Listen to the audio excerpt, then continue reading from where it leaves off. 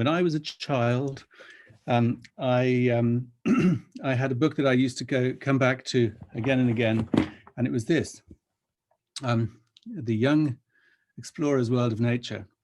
And it was really, sort of my version of the internet, because it had this fantastic variety of these wonderful,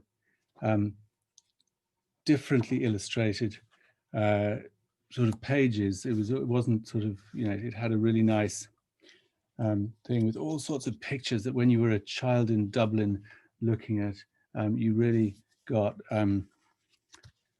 very excited by. So I wonder what your favorite book was when you were little. And I think these really do have an influence on us. And I was looking at this picture the other day again, and this seeing how many of these animals are now endangered on the red list. Really sad to see. Now these were obviously endangered because there was some sort of volcanic eruption or something going on, but the world has changed so much since that time, which was that was the early 70s, I guess. This book was published in the 60s, but in that time we've done so much damage to the world. For me, when I look at all my, when I was preparing this talk, I was looking through a lot of my photos, and I noticed that around 5 years ago, before my pictures were just not like normal kind of family photos and, sort of my life and all that sort of stuff. And then about 5 years ago, suddenly my pictures changed, and about half or more of my pictures suddenly became like beach debris and trash and pictures of rock pools and pictures of birds and pictures of all sorts of things. So something happened, and it was literally, and I know exactly what it was. And I was out for a walk with my dog, and we came across a seagull which was caught up in fishing line. And this bird was flapping around, and so we managed to free it. It was actually quite a funny story, really. There was an old man with a penknife and a chef, and there's a whole story there, but I'll spare you.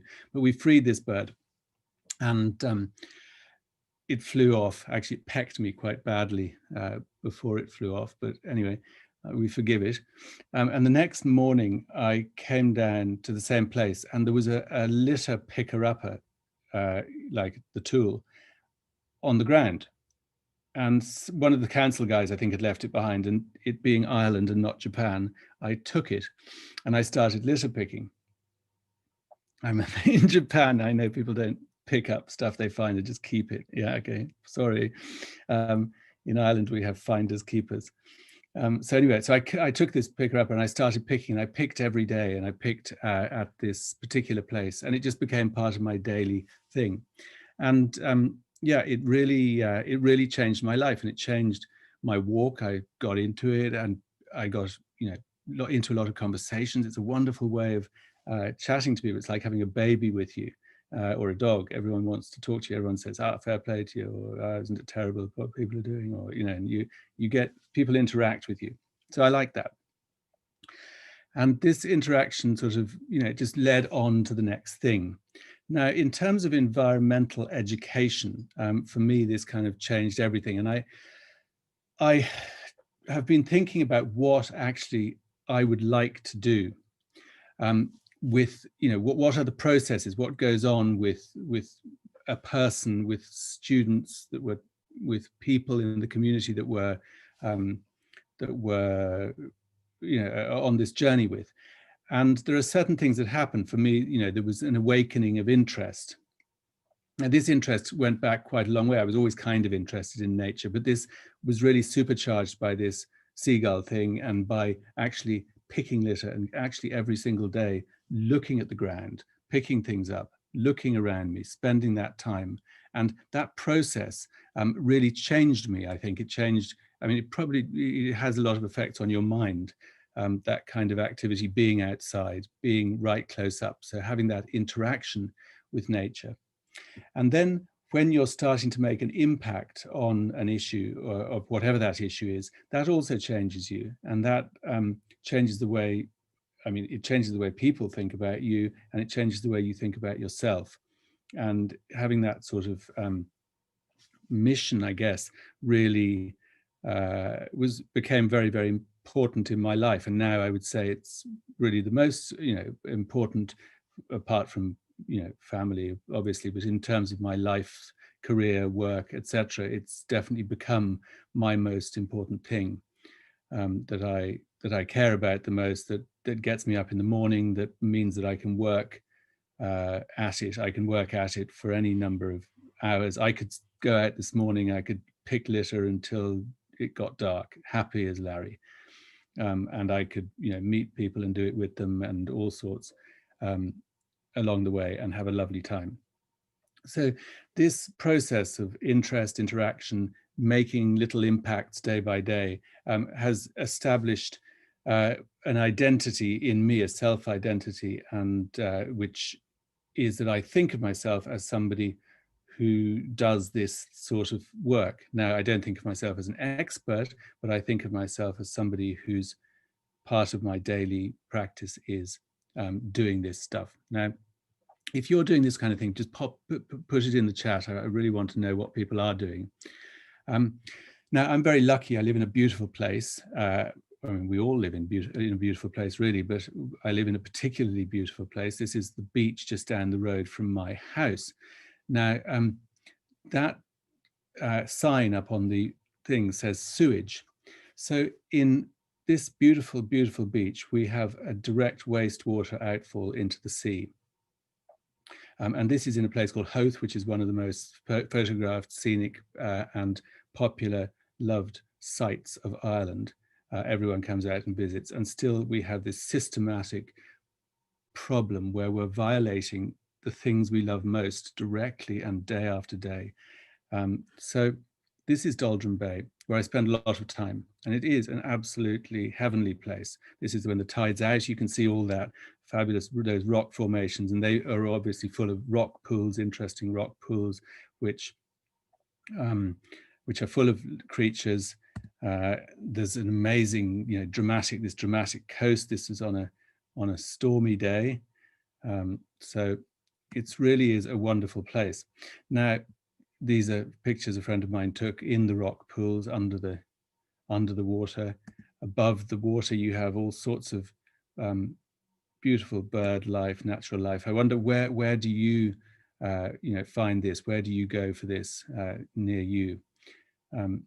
It has what I call the world's squarest rock pool, and this amazing geology, as well as seaweed and other beautiful plant life, weird and wonderful things that you find and have to look up or ask friends. These are called dead man's fingers. I don't think that's the real name for them, but they're commonly known as dead man's fingers. And then occasionally there's this, you come across something, because every time you go down there, it's different, of course. And you come down at certain times of year, you might find a baby seal down there. They come on shore for part of their early life. And then you find that some things are a little bit more interesting than other things. So you pick them up and you think, oh, I'm not going to just throw that away. Or this is a lobster shell of a lobster. This is not taken in a restaurant, I would like you to know. And then you notice that there's this this thing going on, and it's nature and the human effects. And then you see how far this is going back. So this picture here shows metal that has been wedged in the rock, probably for decades, and is becoming part of the rock. And you see the effect of human activity and human practices, and the way that is really impacting on the natural world. Things, that are buried in the sand. This, I don't even know what this is. We tried to get it out. It's too big and heavy. It's some sort of boiler or something that's been probably there for decades.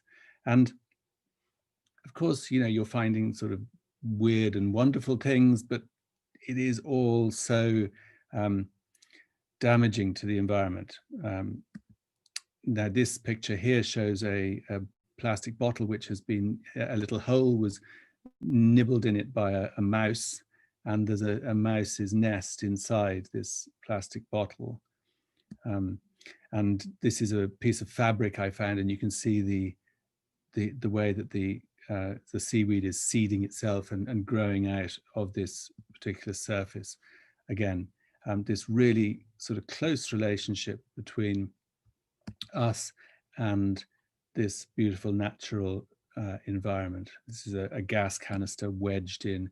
This is a beach just around the corner from Doldrum Bay, and on that day I found all those toothbrushes, combs and razors.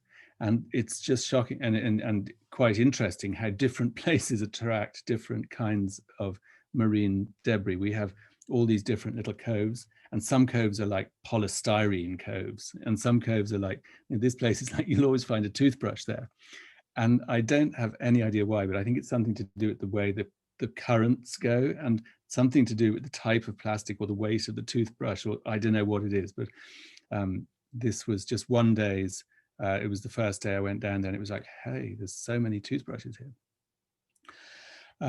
And then each sort of industry has its own particular type of impact and debris. So this is, these are canister drums, oil drums and fishing, but they're actually used by the lobster pot industry. So they're used as markers, but then when there's a storm, they lose these.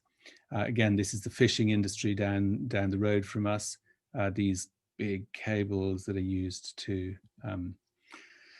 for pulling in the fishing lines, and then yeah, this stuff is breaking down. It's getting, this was a 1 hour picking session in a particular beach, and I think I counted, I think there's 1,000 pieces there. So this stuff is breaking down, it's integrating into the environment, and it's coming into the environment at greater and greater quantities all the time. This is a kind of, this is polystyrene. So this is the polystyrene used for packaging, and it's used in the fishing industry, here the fish packing industry down the way, and boxes blow into the sea, and these end up breaking up into millions and millions of pieces, which are in the environment. You can also see the green offcuts from fishing net repair. So this is going on all the time. And I brought a pile of this stuff to the harbour master. I said, look at this, can you see, you know, what, this is just all going into the sea. When they repair the nets, it blows into the sea. And he said, Patrick, are you serious about that? You actually care about those little things? I was like, yeah, because that's in there for hundreds of years. This is, you know, forever. I said, oh, come on, Patrick, you know, you've no idea. Every single fishing boat that's out there, when their net is damaged, they repair their nets out at sea. You know, the amount of fishing nets that are being fixed on the harbour wall is nothing compared to this. Is going on all the time, every day, day in, day out, and it's all going in the sea. So we have huge systematic problems associated with the industries, or pretty much every industry, that we've really got to get on top of. This is, yeah, this is out the back of a restaurant. You know, I mean, you know, oh, let's just, you know, this is an Island's Eye, one of the most beautiful places in the world. So we have a problem. This is the harbour. Again, you can see the polystyrene bottles, all sorts of stuff, which again, this, and then certain brands, of course, which are associated more than others. I always annoy Coca-Cola tremendously on Twitter and stuff by posting, hey, you know, what is it? Coke has life, or this Coke's on me. So yeah, we have a problem in Ireland. Does anyone know where this is? I wonder if you know where this is. It's somewhere in Japan.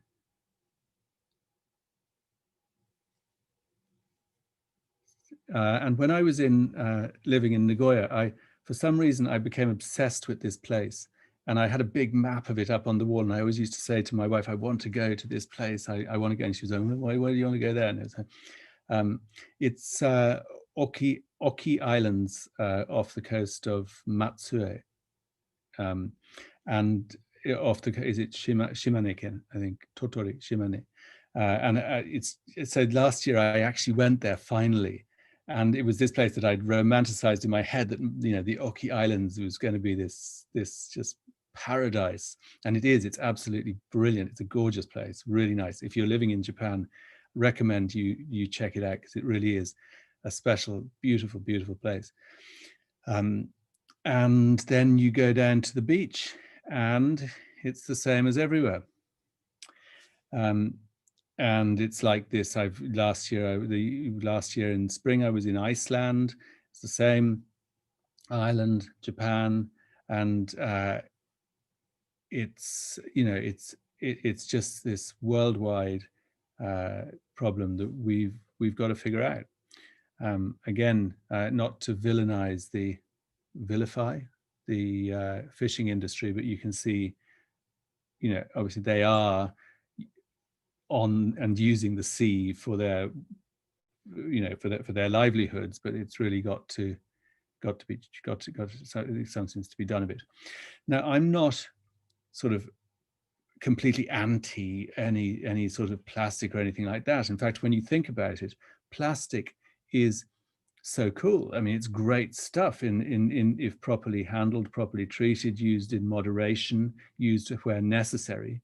And if you think about, if you had a PET bottle, when a PET bottle 100 years ago, and you brought it, you know, to your friend's house as a gift, and you said, "I've brought you this. It's a kind of new kind of bottle," and can you imagine how cool they would have thought this bottle was?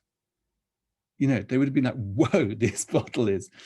This is just insanely cool, this bottle. What you can, you know what, I can throw it across the room. It doesn't break. I can use it again and again. I can see through it.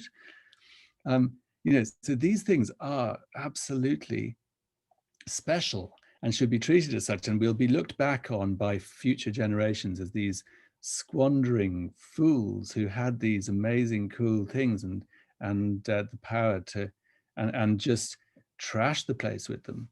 So if we can get an appreciation for these materials, if we can teach our students about the materials as well, and that would be great. Now we have, when you look at all these things, you have a sort of an overwhelmed feeling. Oh my God, there's so much of this stuff, it's impossible to think. But when you actually divide up what you're looking at, and in my case, I did this with the litter I was coming up across in Hoth.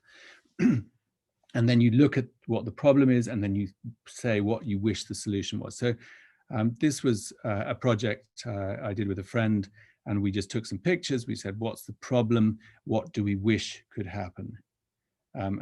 Just going through the individual problems, the individual items, because this is all very practical stuff and none of it's rocket science.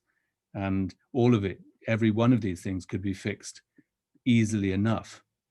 But we have to break it down in order to see the individual issues, and then they need to be tackled. And I believe they need to be tackled on a high level, because you can't expect individuals, while individuals can change and individuals can lead better lives, you cannot expect individuals to make this change happen quickly enough and broadly enough. Now in Ireland, we had a thing where they suddenly put a big levy on plastic bags.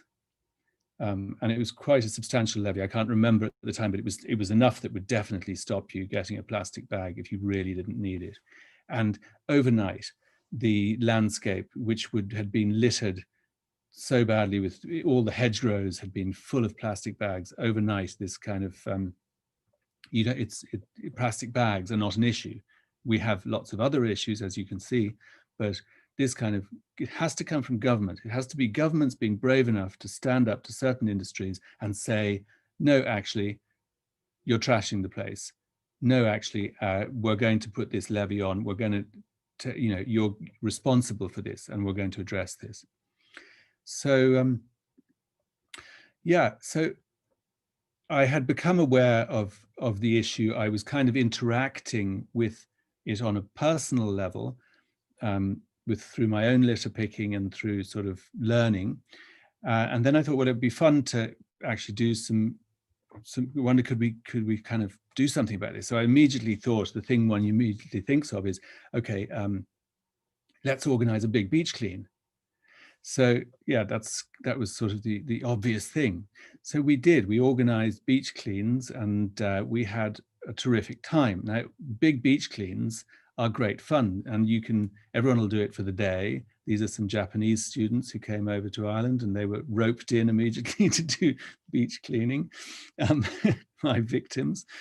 Yeah, we would do little beach cleans. This is my best friend, and we meet people and get them beach cleaning. There's some Brazilians we met on the beach. And we just had this sort of thing going where every few months we'd put out posters, we'd get people and try and make it as attractive as possible, as fun as possible, to come and join us. And we kept going and kept hitting the same. Actually, there was a beach that was particularly easy for people to come to, particularly easy for people to clean, and always covered in trash. So that was great. And then, but we might have been getting 20 people turn up, 30 people, that kind of thing. I thought, how are we going to get more people? We need this place, this beach, this Sutton Creek beach it's too bad. We're never going to get there like this. So I thought, what in this community is going to get more people coming? Kids. Okay. What parent is not going to turn up if their kid comes home and says, Dad, Mum, we're doing a beach clean, will you come along? So I thought, okay, we'll try and harness this sort of magical power of children in the community, which they do have. And I like telling kids when I go to visit schools, I say, you guys don't realize this power you have. Your families will bend over backwards for you. They'll do anything. You have real power.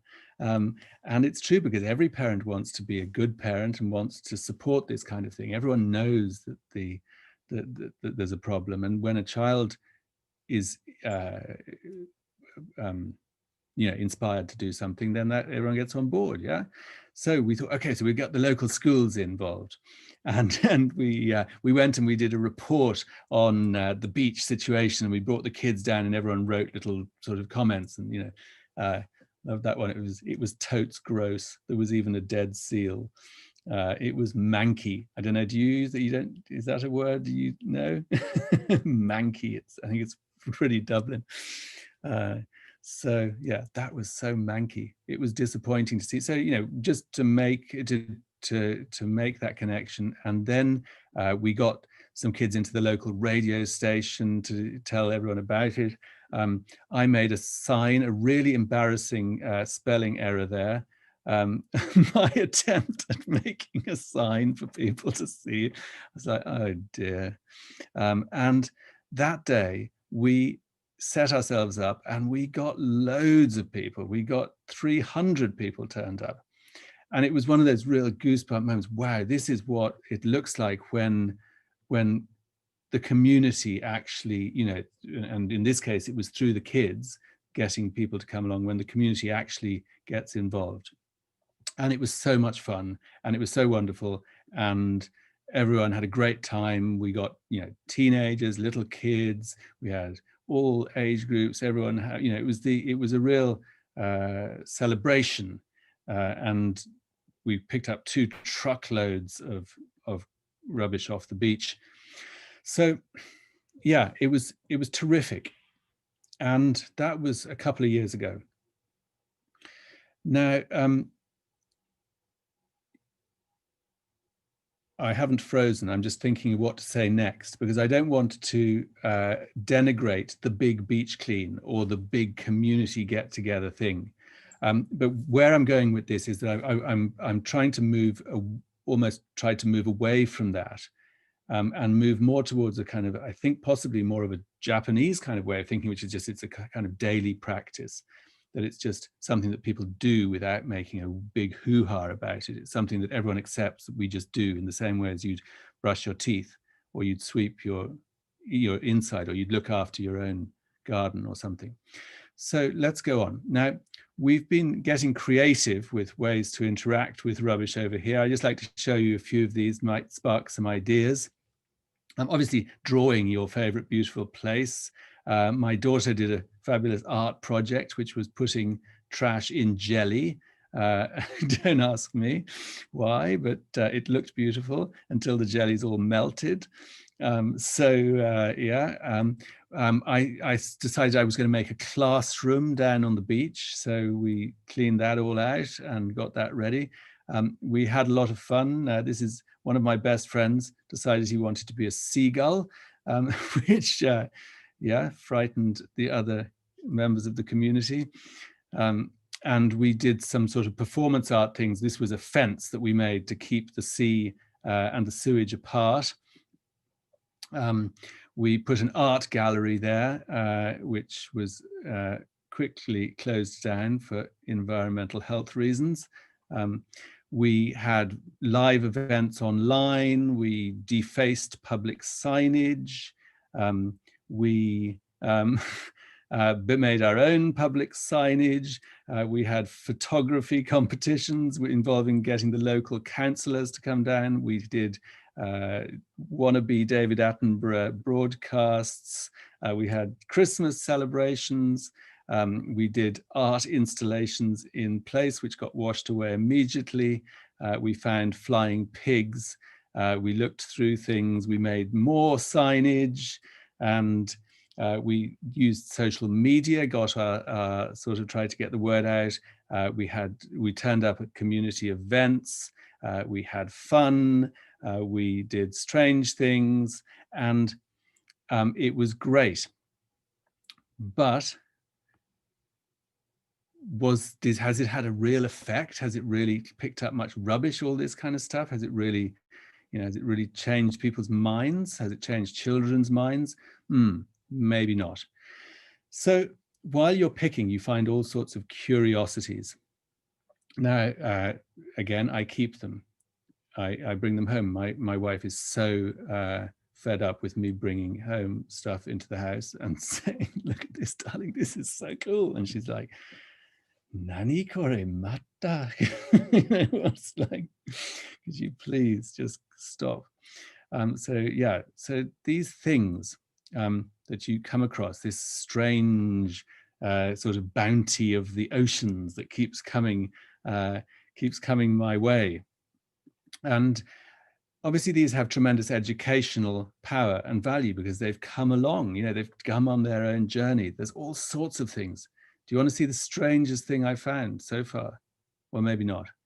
The most extraordinary thing, which was an urn from the crematorium I found on the beach. So I don't know quite how that happened. There's a story behind all these things. So whether somebody was shaking out grandma's ashes and they were like, whoops, and they just threw the whole plastic container in because, and I found 3 Ken heads on the same beach on the same day.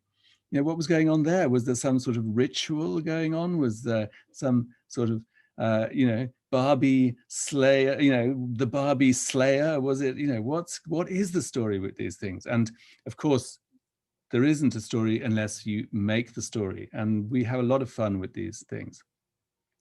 There are strange and beautiful things that you don't know what they are. That I found these, this is 3 pictures of one thing.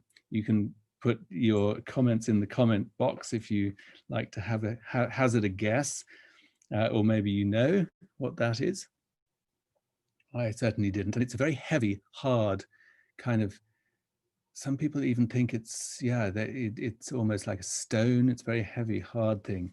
And it's actually it's called, my pronunciation is no doubt wrong, but it's a kahune pine nut, which comes all the way from the Caribbean. And so this has crossed the Atlantic Ocean and had come all the way to, they certainly don't grow around here anyway. So these things that you find have this wonderful power because they've all got, apologies. They all have, that's my neighbor going for a walk, and my dog every day goes, Frosty always goes, "That's the neighbor going for a walk." Yeah, it's always the same time.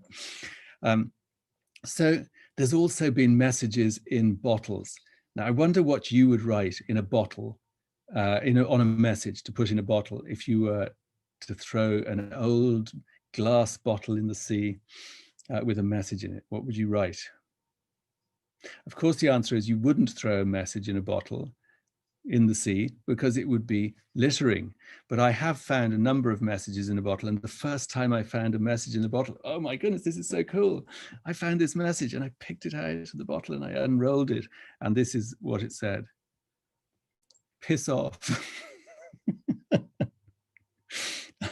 So it said, "Piss off, actually don't, I love you." So it's such a beautiful message. It's so definitely written by a teenager. That was my first message in a bottle. And then I found another message in a bottle, which I couldn't read because it was all soggy, but it did have some little treasures in it, like a penny and a little bit of sea glass. And then I found the ultimate message in a bottle, which I'll show you now, which were these 3 tickets. And these 3 tickets were rolled up, and I unrolled them and I looked, and they came in a Coke bottle, and they'd come all the way from Iceland. Greenland. They'd come all the way from this place called Umanak, which is in the west upper part of Greenland. And it would have traveled all the way down the coast of Canada, right down the east coast of the US, and probably maybe down as far as South Carolina, somewhere like that, and then come down, join the Gulf Stream, come across the whole Atlantic. I found those tickets 18 years after they'd been thrown in the sea in that bottle. Now, how long they'd spent on the beach at Doldrum Bay, I don't know, but this power of plastic to live forever.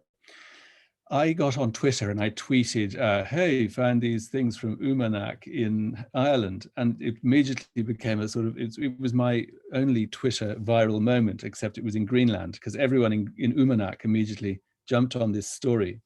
And so I was contacted by somebody from that town, and he lived in Copenhagen. So I went over to Copenhagen. I was going to Copenhagen anyway, don't worry. And I was able to give him one of the tickets, which he was able to bring back to Umanak.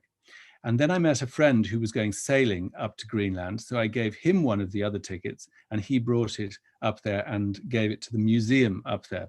So a lot of fun to be had, combining trash, social media, real people, putting it all together. And now, it might not be trash for you. It might not. Your thing might not be litter. Your issue might not be environmental stuff. Your thing might be something completely different. But by following and joining the dots, I've had an awful lot of fun with this. Now, I'd like to tell you about another project now called the Cloak of Hoth. So I end up with this pile of things that I found, all these bits and bobs. And, I do just sort of generally do things with them as you do when you're a primary school author.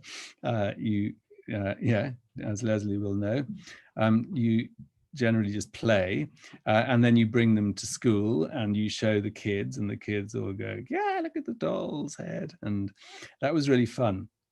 But they were all sort of somewhat disjointed. So I put them all together and started stitching them onto this curtain, which became the Cloak of Hoth.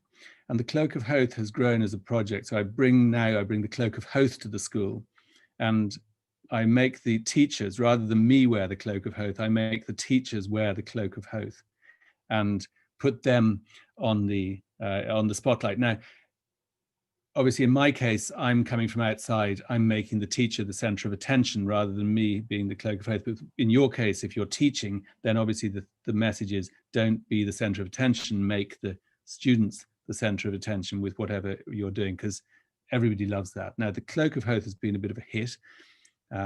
Principals and everybody likes it, except it's a little bit smelly.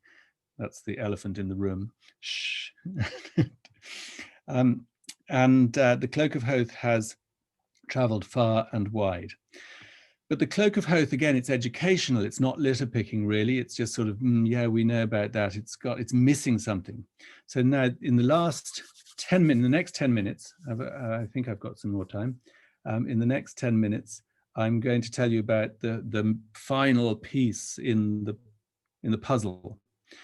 Now, I hope it isn't the final piece, but it's the final piece as of today. And that's a project called Pick-a-Pals. Now, Pick-a-Pals is about not necessarily picking up litter, which it is about, but it's about changing minds of young children. It's about creating young environmentalists.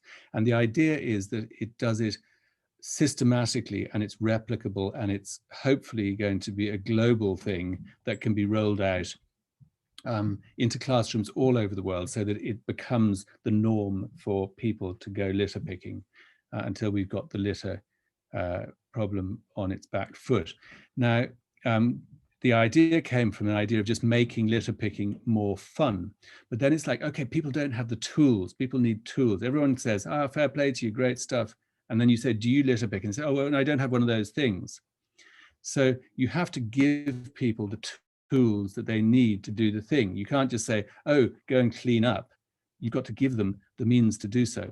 So I thought, okay, well, we need a bag. We need a bag to put all this stuff in. So I got one of my old sailing bottoms, and I got my 85-year-old mother to make a bag. And there she's just getting up now. She's 86 now, actually. And so she made this fantastic bag, which contained a picker-upper, gloves, high-vis vest, and all the stuff you need. So I brought this and I presented it to my favorite primary school, and they gave it to the kids. So each weekend, one child would go and go litter picking, and then the next child the next weekend, and they'd come back and tell the stories. And this was really popular with the kids. So we needed more bags to go to other schools. So we've started a program where we collect dinghy sails and make the bags out of dinghy sails. There's my mum. And so we've started sort of going into industrial production of picker packs. But picker packs, just giving people the tools, that's not really enough either, because you can't just say, here, there's the tools, off you go. You have to, as you guys know, as teachers, you have to give them the inspiration. And so I thought, okay, well, what's going to inspire children? Well, the only thing that ever inspires me is a flying island. For me, flying islands are just the business. So I thought, okay, do I have any flying islands lying around? And I did have a flying island, which I had submitted to Oxford University Press about 15 years previously as an idea for a course. And they'd said, no, we're not doing flying islands.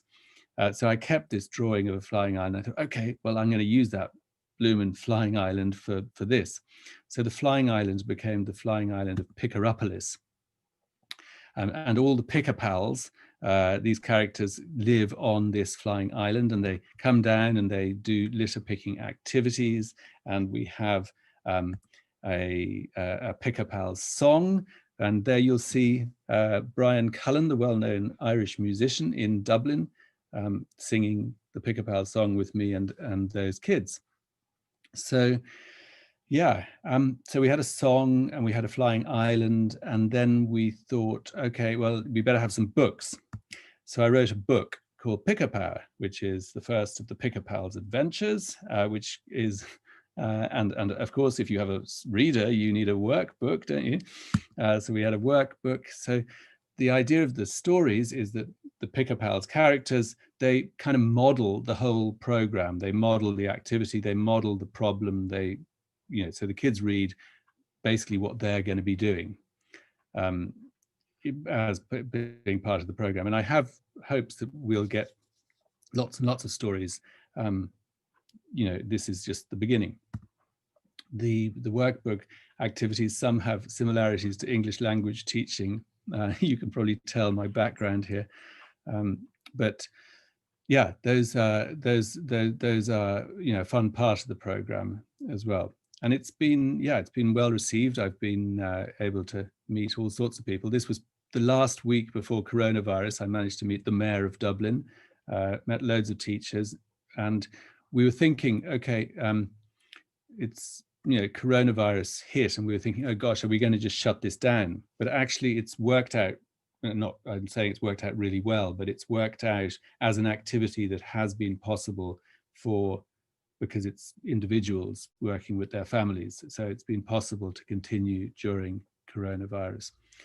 And we've designed the Picker Pod, which is, it doubles as a classroom display, and that's it. Yeah, that's the Picker Pals thing. So this arrives in a school. We've had a lot of fun with this, making these and packing them up, sending them out.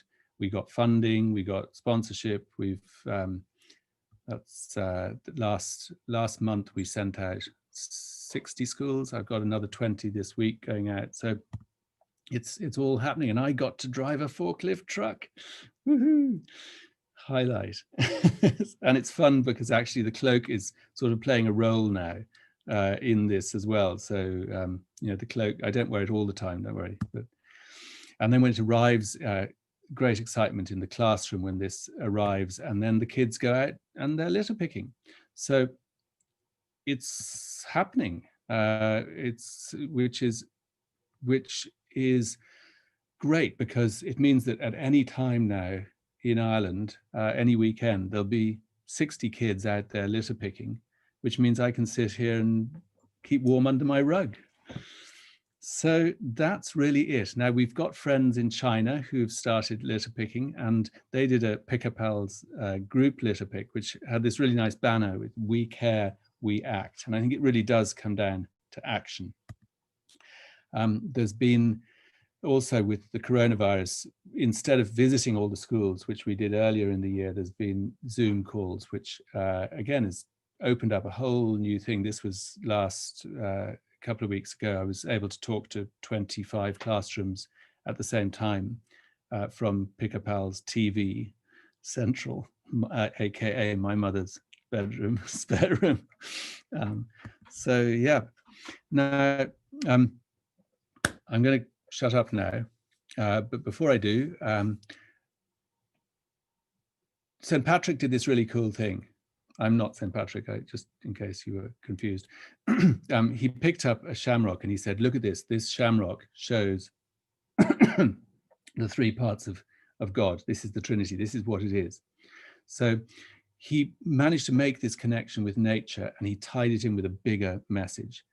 Now, the message that I think we have to tell as teachers is somewhat like that, and we're making a connection. We're connecting to the local. We're connecting to the things that are all around our students, and we have to do that to make their learning real, to connect them to the real world, to awaken interest, to create interaction, to make, what's that say, impact, and to establish their identity as a new generation of environmentalists. So please, I would love you guys to be involved, and I mean that. I'd love thoughts, feedback, interaction with you all, and I'd love you to, be Picker Pals and share your knowledge and experience, which I have little of, as I told you. So the medallion on the left there, that was Enid Blyton started a society back in the 1930s called the Pick Up Glass, Pick Up Paper Society, the Pug Pups. And I see Picker Pals as being the descendant of the Pug Pups, because we pick up glass, pick up paper, and we also pick up lots and lots of plastic. So let's do it. Yeah. Thank you very much.